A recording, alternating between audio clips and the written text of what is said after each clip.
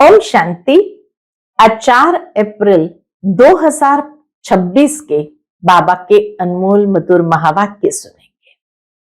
आज की बाबा की मुरली में बाबा हम बच्चों को देवताओं जैसा बनने का विशेष पुरुषार्थ भी बता रहे हैं और प्रेरणा भी दे रहे हैं।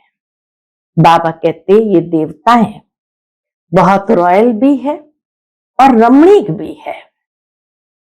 रमणीकता उनके चेहरे से दिखाई देती है। रमणीकता का आधार है खुशी, हर्षित मुखता। तो बाबा कहते यहां भी तुम्हें हर्षित मुख रहना है और रमणीक बनते जाना है। रमणीकता के कारण ही उनके अंदर कशिश है, आकर्षण है। दूसरा बाबा कहे कि ये रमणीकता का आधार है पवित्रता, और पवित्रता के कारण भी कशिश होती है, क्योंकि सतयुग के अंदर देवी देवताओं की आत्माएं तो पवित्र है ही, लेकिन शरीर भी पवित्र है। इसीलिए हर कोई उनके आगे झुकते हैं। बाबा कहे जैसे दुनिया के अंदर महात्माओं के अंदर पवित्रता है, भले शरीर पवित्रता से पैदा नहीं हुआ, तमो प्रधान प्रकृति से बना है, लेकिन फिर भी पवित्र रहने कारण आत्माएं उनके सामने झुकती है, कशिश होती है। ठीक इसी तरह बाबा कहे वो संस्कार तुम बच्चों को यहां धारण करना है और ऐसा बैलेंस अपने जीवन में लाना है। एक तरफ गंभीरता, दूसरी ओर रमणीकता। साकार बाबा के अंदर भी ये दोनों बातों का बैलेंस देखने में आता था। जितना बाबा गंभीर मूर्त थे उतना ही रमणीक भी थे। और इसी तरह मम्मा का भी यही स्वरूप था, गंभीरता की मूर्ति, लेकिन चेहरे पर हमेशा खुशी, हर्षित मुखता इतनी दिव्य। तो दिव्य गुणों की धारणा से भी ये कशिश विकसित होती है। तो सुनते हैं आज के बाबा के अनमोल मधुर महावाक्य। ओम शांति। मीठे बच्चे, अलफ और बे को याद करो तो रमणीक बन जाएंगे। बाप भी रमणीक है तो उनके बच्चे भी रमणीक होने चाहिए। आज की मुरली से प्रश्न है, देवताओं के चित्र की कशिश सभी को क्यों होती है? उनमें कौन सा विशेष गुण है? उत्तर है, देवताएं बहुत रमणीक और पवित्र है। रमणीकता के कारण उनके चित्रों की भी कशिश होती है। देवताओं में पवित्रता का विशेष गुण है, जिस गुण के कारण ही अपवित्र मनुष्य झुकते रहते हैं। रमणीक वही बनते हैं जिनमें सर्व दैवी गुण है, जो सदा खुश रहते हैं। ओम शांति। आत्माएं और परमात्मा का मेला कितना वंडरफुल है। ऐसे बेहद के बाप के तुम सब बच्चे हो, तो बच्चे भी कितने रमणीक होने चाहिए। ये मेला ही वंडरफुल है, तो बाबा कहे तुम बच्चों को कितना रमणीक होने चाहिए। देवताएं भी रमणीक है ना, परंतु राजधानी है बहुत बड़ी। सब एक रस रमणीक हो नहीं सकते, फिर भी कोई कोई बच्चे बहुत रमणीक है जरूर। रमणीक कौन रहते हैं? रमणीकता का आधार क्या? तो रमणीक कौन रहते हैं? जो सदैव खुशी में रहते हैं, जिनमें दैवी गुण है। ये राधे कृष्ण आदि रमणीक है ना, उनमें बहुत बहुत कशिश है। कशिश यानी आकर्षण। कौन सी कशिश है? पवित्रता की, क्योंकि इन्हों की आत्मा भी पवित्र है तो शरीर भी पवित्र है। तो पवित्र आत्माएं अपवित्र को कशिश करती है, आकर्षित करती है, उन्हों के चरणों में गिरती है। कितनी उनमें ताकत है। देवी देवताओं की मूर्तियों में भी कितनी ताकत है। बल सन्यासी है, पवित्र है, परंतु वो देवताओं के आगे जरूर झुकते हैं। सन्यासी पवित्र होते हुए भी देवताओं के आगे जरूर झुकते हैं। बल कोई कोई बहुत घमंडी होते हैं, फिर भी देवताओं के आगे अथवा शिव के आगे झुकेंगे जरूर। देवियों के चित्र के आगे भी झुकते हैं। क्यों क्यों झुकते हैं? क्योंकि बाप भी रमणीक है, तो बाप के बनाए हुए देवी देवताएं भी रमणीक है।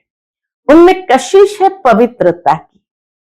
वह कशिश उन्हों की अभी तक भी चल रही है, मूर्तियों में भी चल रही है। तो जितनी इनमें कशिश है उतनी तुम्हारे में भी कशिश होनी चाहिए। अभी इस समय प्रैक्टिकल हमारे में भी वो कशिश होनी चाहिए। जो समझते हैं हम ये लक्ष्मी नारायण बनेंगे, तुम्हारी इस समय की कशिश फिर अविनाशी हो जाती है। सबकी नहीं होती, नंबरवार तो है ना। भविष्य में जो उच्च पद पाने वाले होंगे उनमें यहां ही कशिश होगी, क्योंकि आत्मा पवित्र बन जाती है। तुम्हारे में जास्ती कशिश उनमें है, किनमें? बाबा कहे तुम्हारे में जास्ती कशिश उनमें है जो खास याद की यात्रा में रहते हैं। यात्रा में पवित्रता जरूर रहती है, पवित्रता में ही कशिश है। पवित्रता की कशिश फिर पढ़ाई में भी कशिश ले आती है।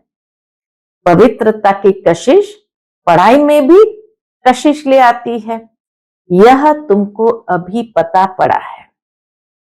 तुम लक्ष्मी नारायण के ऑक्यूपेशन को जानते हो। उन्होंने भी कितना बाप को याद किया होगा। यह जो उन्हों की इतनी राजाई पाई है, लक्ष्मी नारायण ने इतनी राजाई पाई है, वह जरूर राजयोग से ही पाई है। इस समय तुम यह पद पाने के लिए आए हो। बाप बैठ तुमको राजयोग सिखाते हैं। यह तो पक्का निश्चय कर यहां आए हो ना। बाबा कहते हैं बाप बैठ तुमको राजयोग सिखाते हैं, ये तो पक्का निश्चय कर यहां आए हो ना। बाप भी वही है, पढ़ाने वाला भी वही है, साथ भी वही ले जाने वाला है। तो ये गुण सदैव रहने चाहिए। सदैव हर्षित मुख रहो। बाबा कहे सदैव हर्षित मुख रहो। सदैव हर्षित तब रहेंगे जब बाप अलफ की याद में रहेंगे, तब बे की भी याद रहेगी और इससे रमणीक भी बहुत होंगे। अलफ और बे दोनों की याद रहेगी तो रमणीक भी बहुत होंगे। तुम बच्चे जानते हो हम यहाँ रमणीक बन फिर भविष्य में ऐसा रमणीक बनेंगे, लक्ष्मी नारायण जैसा रमणीक बनेंगे। यहाँ की पढ़ाई ही अमरपुरी में ले जाती है। ये सच्चा बाबा तुमको सच्ची कमाई करा रहा है। ये सच्ची कमाई ही साथ चलती है 21 जन्मों के लिए। इस समय की सच्ची कमाई ही हमारे साथ चलती है 21 जन्मों के लिए। फिर भक्ति मार्ग में जो कमाई करते हो वह तो है ही अल्पकाल सुख के लिए, वह कोई सदैव साथ नहीं देती। बाबा कहे इस दुनिया की भक्ति मार्ग की जो कमाई है वो सदैव साथ नहीं देती है, अल्पकाल के लिए सुख जरूर देती है। तो इस पढ़ाई में बच्चों को बड़ा खबरदार रहना चाहिए। तुम हो साधारण, तुमको पढ़ाने वाला भी बिल्कुल साधारण रूप में है, तो पढ़ने वाले भी साधारण ही होंगे, नहीं तो लज्जा आएगी। पढ़ाने वाला भी साधारण रूप में, पढ़ने वाले भी साधारण है। बाबा कहे अगर ऐसा नहीं रहा तो पढ़ने वालों को लज्जा आएगी। हम ऊंचे कपड़े कैसे पहने, हमारे मम्मा बाबा कितने साधारण है, तो हम भी साधारण है। ये क्यों साधारण रहते हैं? मम्मा बाबा क्यों साधारण रहते हैं? क्योंकि वनवा में है ना। अभी तुमको जाना है, यहाँ कोई शादी नहीं करनी है। वो लोग जब शादी करते हैं तो कुमारी वनवा में रहती है, मैले कपड़े पहनती, तेल आदि लगाती है, क्योंकि ससुर घर जाती है। ब्राह्मण द्वारा सगाई होती है। तुमको भी जाना है ससुर घर। रावणपुरी से रामपुरी अथवा विष्णुपुरी में जाना है। तो यह वनवाह का रिवाज इसलिए रखा है कि कोई भी अभिमान देह का व कपड़ों आदि का न आए। कितनी सुंदर बात बाबा ने कही। भक्ति मार्ग में भी वनवाह में कन्या इसीलिए रहती है ताकि उसको अपने स्वरूप का या कपड़ों का अभिमान न आए। किसको हल्की साड़ी है, दूसरे को देखते हैं तो इनके पास तो ऊंची साड़ी है, तो ख्याल चलता है, सोचते हैं कि यह तो वनवाह में है नहीं। लेकिन तुम वनवाह में ऐसे साधारण रहते हुए कोई को इतना ऊंचा ज्ञान दो, इतना नशा चढ़ा हुआ हो तो उसे भी तीर लग जाए। साधारण वस्त्र में हो, लेकिन बाबा कहे ज्ञान का नशा ऐसा हो और उस नशे में किसी को ज्ञान दिया जाए तो उसको तीर लग जाए। भल बर्तन मांजते रहो व कपड़ा साफ करते रहो, तुम्हारे सामने कोई आए तो तुम झट उनको अलफ की याद दिलाओ। हमारा चलन और चेहरा उसको अलफ की, परमात्मा की याद दिलाए। भल कर्म साधारण हो, बर्तन मांज रहे हो, कपड़े धो रहे हो, लेकिन बाबा कहे तुम्हारी याद की यात्रा ऐसी हो जो उसको भी परमात्मा की याद दिला दे। तुमको ये नशा चढ़ा हुआ हो और सादे कपड़ों में बैठ किसको नॉलेज देंगे तो वह भी वंडर खाएंगे। इनमें कितना ऊंचा ज्ञान है। ये ज्ञान तो गीता का है और भगवान का दिया हुआ है। राजयोग तो गीता का ज्ञान ही है, राजयोग गीता का ज्ञान ही है। तो ऐसा नशा चढ़ता है। बाबा कहे जब किसको ज्ञान सुनाते हैं तो ऐसा नशा चढ़ता है। जैसे बाबा अपना मिसाल बताते हैं, समझो हम बच्चों के साथ कोई खेल कर रहा हूं, कोई जिज्ञासु सामने आ जाता है तो झट उनको बाप का परिचय देता हूं। योग की ताकत, योग बल होने के कारण वह भी वहां ही खड़ा हो जाएगा तो वंडर खाएगा कि ये इतना साधारण। बाबा को देखकर सोचेगा ये इतना साधारण, इसमें इतनी ताकत, फिर वह कुछ भी बोल नहीं सकेगा, मुख से कोई बात निकलेगी नहीं। जैसे तुम वाणी से परे हो वैसे वह भी वाणी से परे हो जाएंगे। ये नशा अंदर में होना चाहिए। कोई भी भाई अथवा बहन आए तो उनको एकदम खड़ा करके विश्व का मालिक बनाने की मत दे सकते हैं। अंदर में इतना नशा होना चाहिए, अपनी लगन में खड़ा हो जाना चाहिए। हमारी बाबा के साथ की लगन में खड़ा हो जाना चाहिए। बाबा सदैव कहते हैं तुम्हारे पास ज्ञान तो है परंतु योग का जौहर नहीं है, अर्थात वो नशा नहीं है। प्योरिटी और याद में रहने से ही जौहर आता है।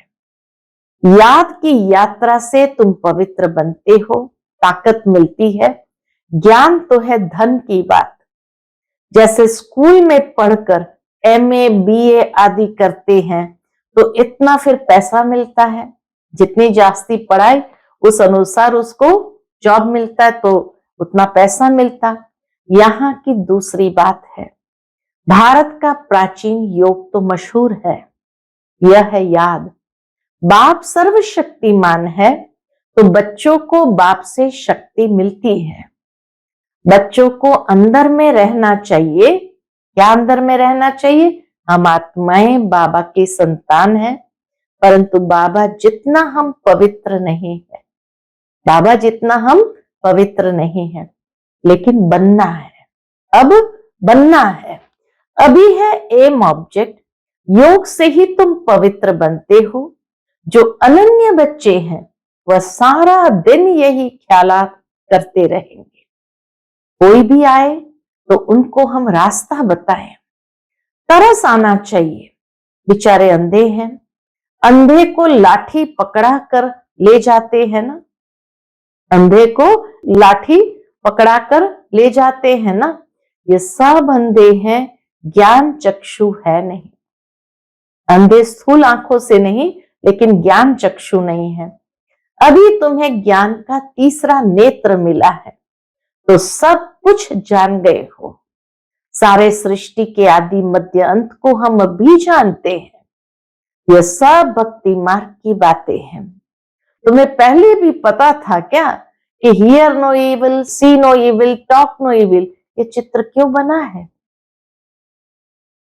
बाबा पूछते हैं, तुम्हें पहले भी पता था क्या कि hear no evil, see no evil, talk no evil, ये चित्र क्यों बना है? दुनिया में कोई भी इनका अर्थ नहीं समझते। तुम अभी जानते हो।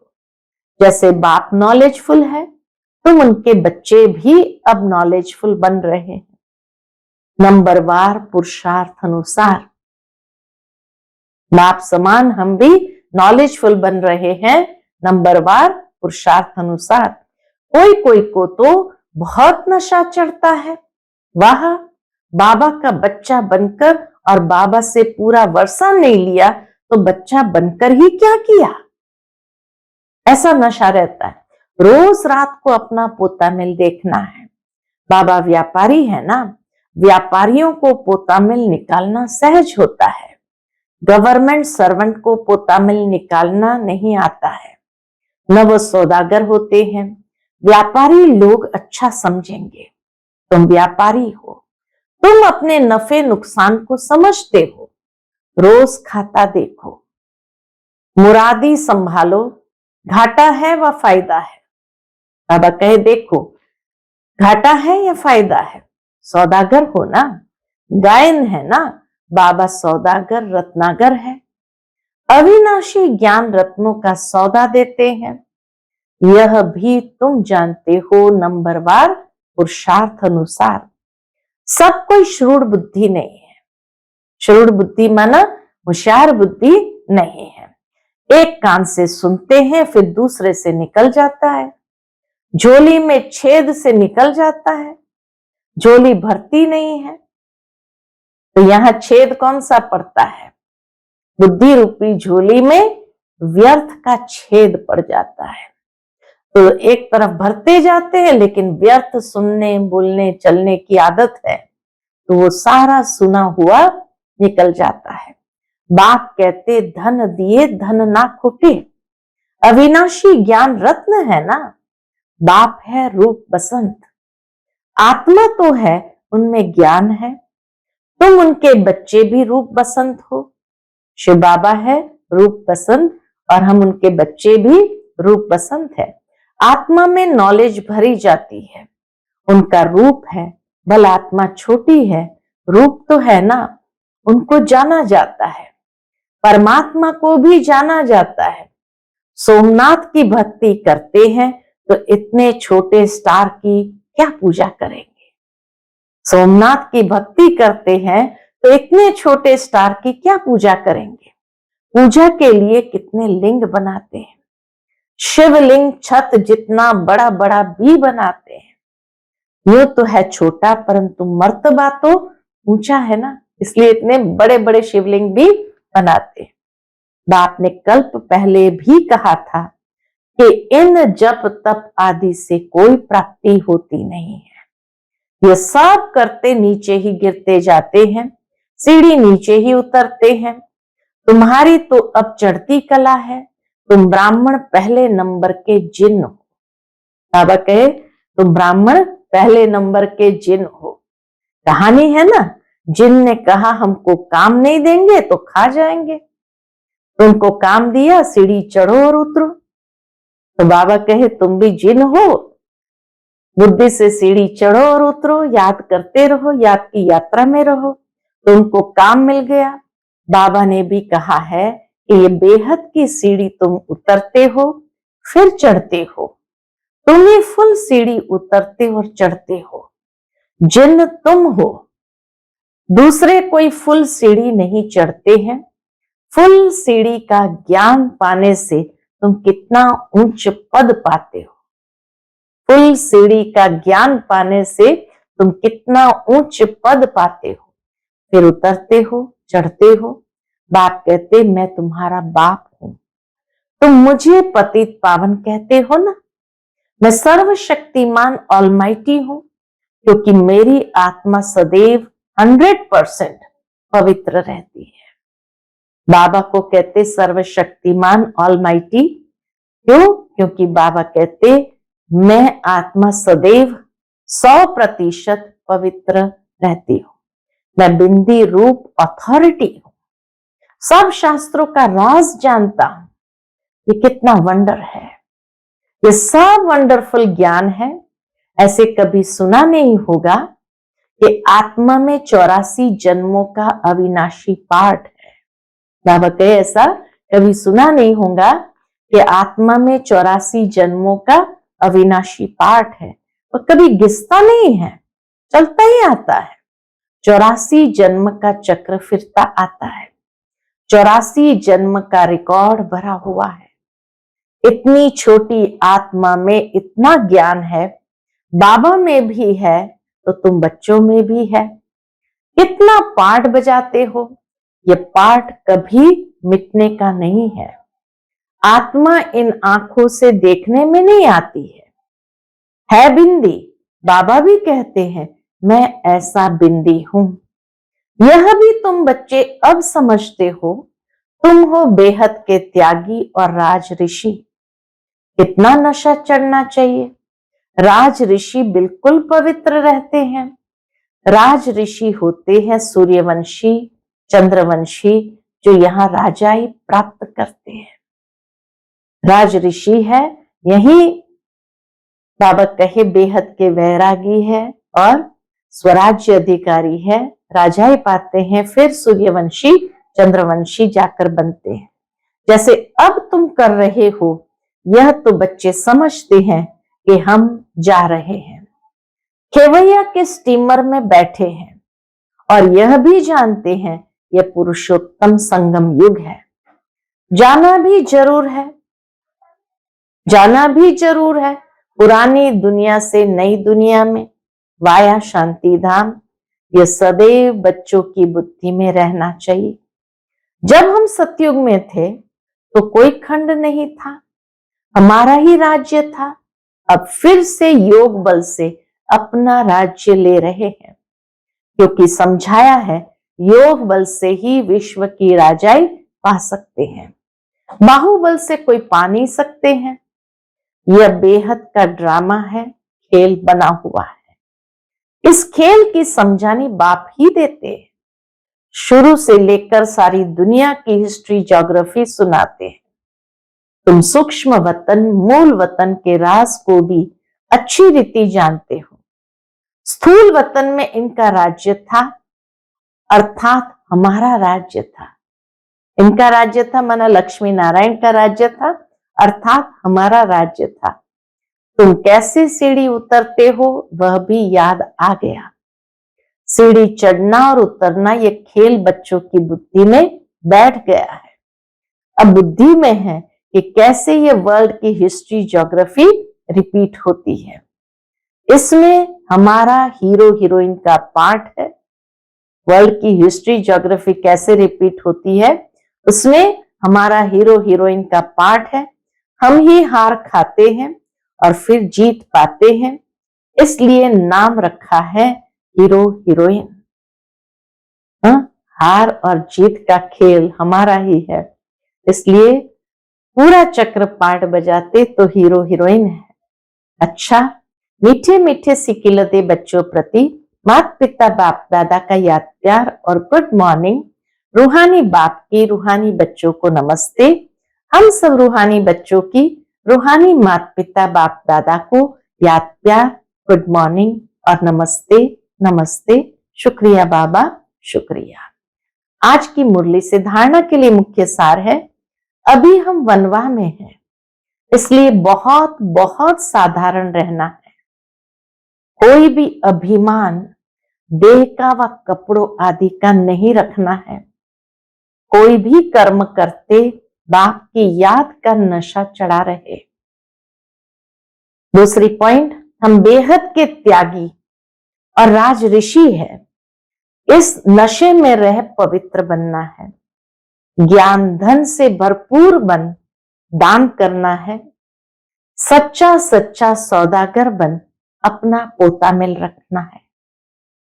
आज का बाप दादा का मधुर वरदान हम बच्चों के प्रति है, स्वयं को सेवाधारी समझकर झुकने और सर्व को झुकाने वाले निमित्त और नम्रचित भव। स्वयं को सेवाधारी समझकर झुकने और सर्व को झुकाने वाले निमित्त और नम्रचित भव। निमित्त उसे कहा जाता है जो अपने हर संकल्प व हर कर्म को बाप के आगे अर्पण कर देता है। निमित्त बनना अर्थात अर्पण होना, और नम्रचित वह है जो झुकता है। जितना संस्कारों में संकल्पों में झुकेंगे उतना विश्व आपके आगे झुकेगी। झुकना अर्थात झुकाना। ये संकल्प भी न हो कि दूसरे भी हमारे आगे कुछ तो झुके। जो सच्चे सेवाधारी होते हैं वह सदैव झुकते हैं, कभी अपना रोब नहीं दिखाते हैं। आज का स्लोगन है, अब समस्या स्वरूप नहीं समाधान स्वरूप बनो। अब समस्या स्वरूप नहीं समाधान स्वरूप बनो। आज का व्यक्त इशारा है, महान बनने के लिए मधुरता और नम्रता का गुण धारण करो। उसके अंतर्गत बाबा कहते, आप महान आत्माओं का हर मनसा संकल्प हर आत्मा के प्रति मधुर हो, महान हो। जैसे बाप का स्वभाव सदा हर आत्मा के प्रति कल्याण व रहम की भावना का है, हर एक को ऊंचा उठाने का, मधुरता और निर्माणता का है, ऐसे अपना स्वभाव बनाओ। अगर तेज बोलने का, आवेश में आने का स्वभाव है तो यह भी ब्राह्मण जीवन में बहुत बड़ा विघ्न है। अब ऐसे स्वभाव का परिवर्तन करो। अच्छा, ओम शांति।